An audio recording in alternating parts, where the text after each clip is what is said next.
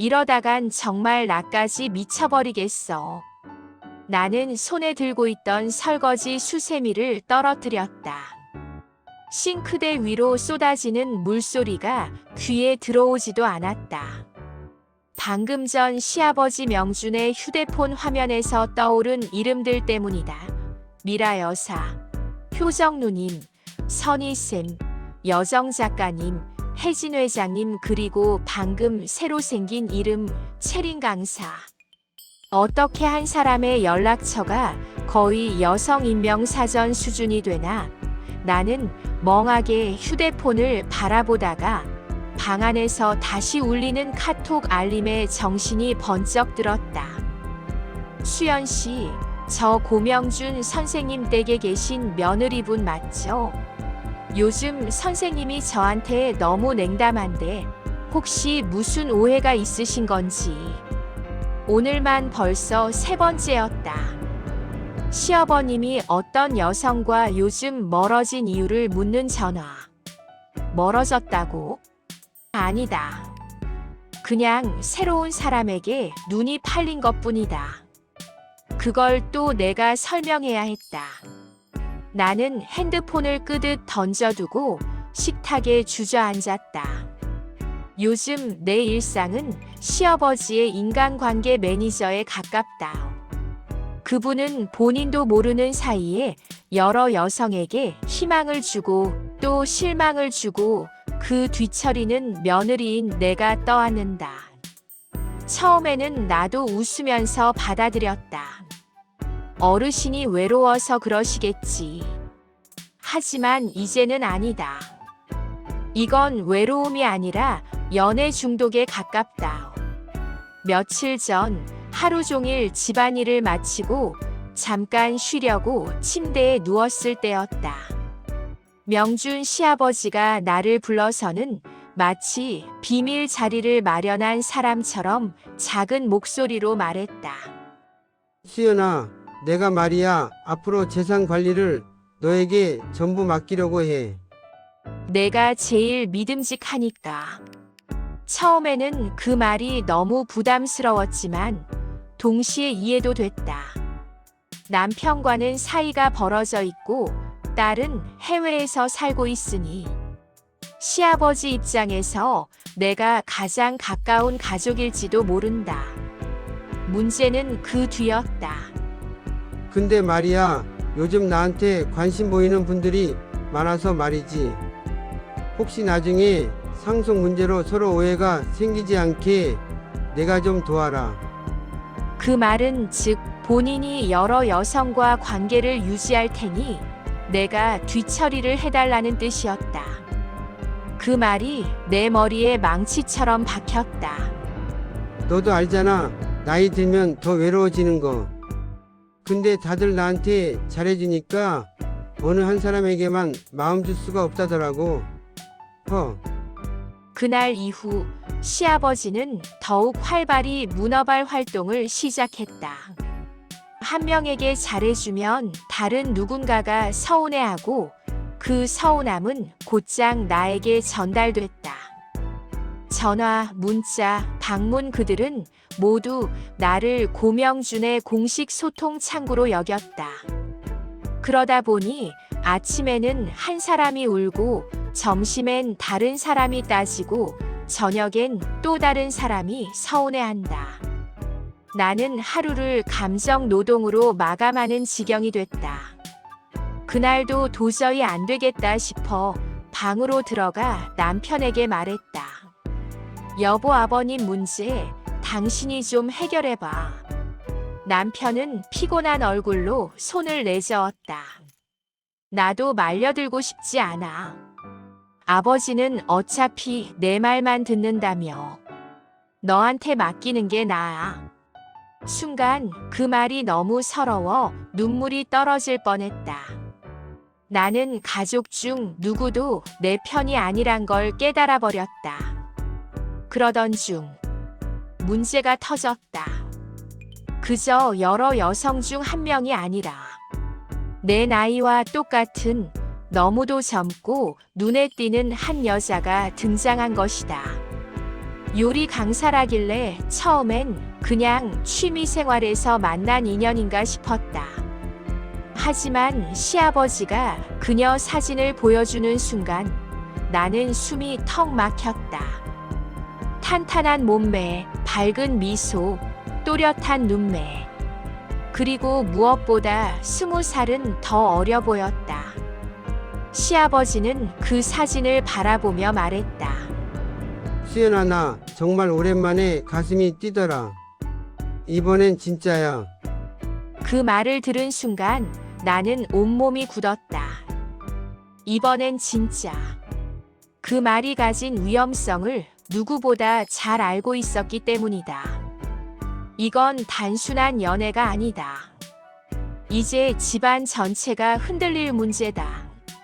나는 자신도 모르게 중얼거렸다. 이러다간 정말 나까지 미치겠어. 그러나 아직 그때는 몰랐다. 체린의 등장으로 인해 6명의 이전 인연들이 한꺼번에 나에게 폭발하며 인생에서 가장 불타는 전쟁이 시작될 거라는 걸. 지금 당장 모두 저한테 따지시는 건가요? 제가 뭘 잘못했다고요? 나는 현관 앞에 늘어선 5명의 여성들을 보며 목소리가 떨렸다. 온종일 집안일을 하다가 겨우 잠시 앉으려던 순간이었다. 그런데 초인종이 다급히 울리더니 마치 약속이라도 한 듯 명준 시아버지의 과거. 인연들이 한꺼번에 우리 집 앞에 나타난 것이다. 며느리님, 솔직히 말해봐요. 가장 먼저 말문을 연 사람은 정미라였다. 눈썹이 잔뜩 치켜올라 있었다. 선생님이 요즘 저한테 왜 이렇게 차가워진 건지 당신이 뭔가 알고 있을 거 아니에요? 그 말을 시작으로 다른 사람들도 다투듯 말을 던졌다. 저는 한 달 전에 선생님이 먼저 다정하게 연락해놓고 왜 갑자기 연락을 끊으신 건지 정말 모르겠어요. 며느리님, 혹시 제가 선생님한테 실수라도 한 게 있다면 말해주세요. 제가 고칠게요. 아니, 근데 왜 나만 뒤로 미루는지 그 이유를 좀 물어봐 달라고요. 나는 애써 침착하게 말했다. 저도 상황을 잘 모르겠어요. 아버님이 워낙 여러 사람과 연락을 하셔서. 하지만 그 말은 기름을 부은 꼴이 됐다. 여러 사람. 그러니까 저 말고도 다른 사람과 동시에 연락했다는 거네요. 그럼 우리 모두를 기만한 거예요. 그걸 며느리님은 알고 있었고, 아니, 나한테는 특별하다고까지 했는데, 며칠 전 시아버지가 내게 말했다. 수연아, 그동안 나한테 호감을 보였던 분들이 있거든. 근데 이제는 그분들하고 조금씩 정리를 하려고 해. 다만 너한테 조금 고생이 될 수도 있어. 나는 현관 앞을 가득 메운 여성들을 보며 속이 뒤집혔다. 정리한다는 게 이렇게 상대방들에게 아무 말 없이 연락을 끊는 거라니. 충격적인 이유는 간단했다. 시아버지는 정리라는 말을 잠수와 동일한 뜻으로 생각했던 것이다. 그리고 그 잠수의 책임과 항의를 내가 전부 감당해야 한다는 말이었다. 여러분, 제가 대신 사과드릴게요. 내가 조심스럽게 말하자 박효정이 한숨을 크게 쉬며 말했다. 아니, 며느리님이 사과할 필요는 없어요. 근데 선생님이 왜 갑자기 그렇게 달라진 건지 그 이유만이라도 알려줘요. 그때였다. 한 사람이 작게 속삭였다. 혹시 젊은 여자 때문 아니에요? 순식간에 모두의 시선이 나에게 쏠렸다. 내 심장이 쿵 떨어졌다. 뭐라고요? 젊은 여자? 진짜예요? 그런 소문이 있다고 하던데. 대체 누구예요? 새로 등장한 사람. 이거 정말 너무한 거 아니에요? 나는 숨이 막혀 아무 말도 하지 못했다. 그때 박효정이 나를 노려보며 말했다. 며느리님, 모를 리가 없잖아요. 솔직히 말해요. 선생님이 누구한테 빠진 건지. 나는 입술을 떨며 말했다. 저도 정확히는 몰라요. 그냥 요리 강사분이라고만 들었어요. 그 말이 떨어지자마자 여성들 사이에서 폭탄이라도 터진 듯한 반응이 나왔다. 요리 강사? 젊은 여잔가요? 이게 말이 돼요? 우리를 다 뒤로 하고 젊은 여자한테? 그러니까 지금까지 우리 보고 뭐 어쩌라고 했던 거예요. 며느리님, 지금 이거 장난이 아니에요. 우리 다 같이 가요. 나는 깜짝 놀라 손을 저었다. 가다니요? 어디를요? 정미라가 이를 악물고 말했다. 그 요리 강사라는 사람을 만나야죠. 이대로 당할 수는 없잖아요. 순간 집안의 공기가 싸늘하게 가라앉았다. 그들은 모두 같은 결론을 내린 듯 나를 바라봤다. 며느리님, 당신도 억울하잖아요. 우리랑 같이 가요. 상황을 똑바로 확인해야죠. 내 심장은 미친 듯이 뛰었다. 여기서 빠질 수도 없고 나선다고 해서 해결될 문제도 아니었다. 저 잠깐 생각 좀. 내 말이 끝나기도 전에 효정이 내 손목을 잡았다. 시간 없어요. 지금 바로 가요. 아니, 잠깐만요. 이건 우리 모두의 문제예요. 며느리님도 피해자예요. 그러는 사이 누군가는 벌써 우리 집 문을 닫고 밖으로 나가고 있었다. 나는 멍하니 끌려가며 입술을 깨물었다. 이 상황을 내가 감당해야 한다는 게 억울했고, 시아버지가 이렇게 한 사람 한 사람의 마음을 흔들어 놓은 뒤 아무 일 없다는 듯 지내는 것이 더 어처구니 없었다. 하지만 더 큰 문제는 이들이 향하는 곳이 바로 채린의 요리 강습장이란 사실이었다. 그리고 나는 직감했다. 이건 단순한 항해 방문이 아니다. 오늘 진짜 전쟁이 시작된다. 저 여자가 아버님을 이렇게 만든 장본인이라고요. 정미라의 목소리가 떨렸다. 하지만 그 떨림은 두려움이 아니라 분명히 분노였다.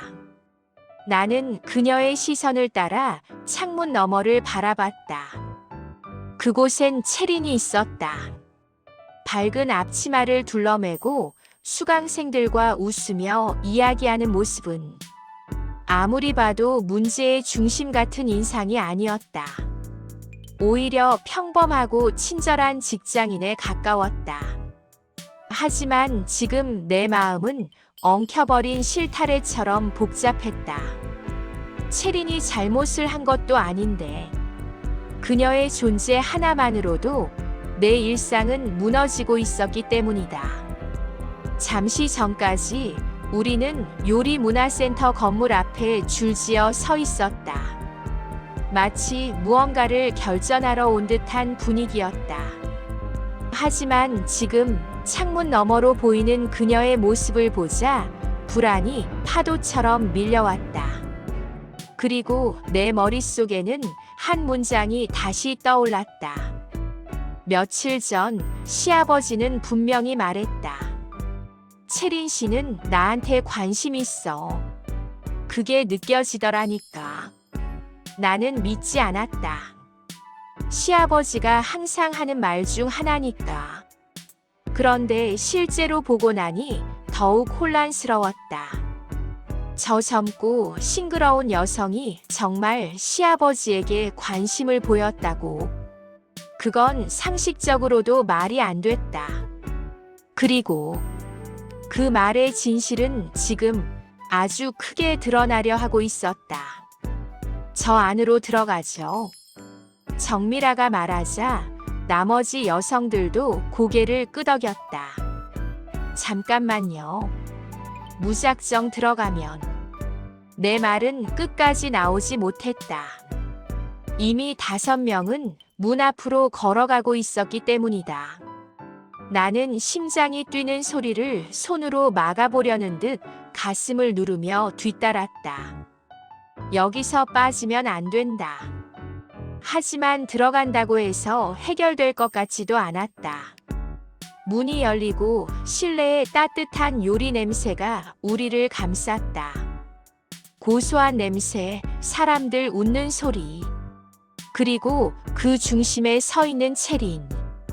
그녀는 처음엔 수강생이 들어오는 줄 알고 환한 미소를 띄었다.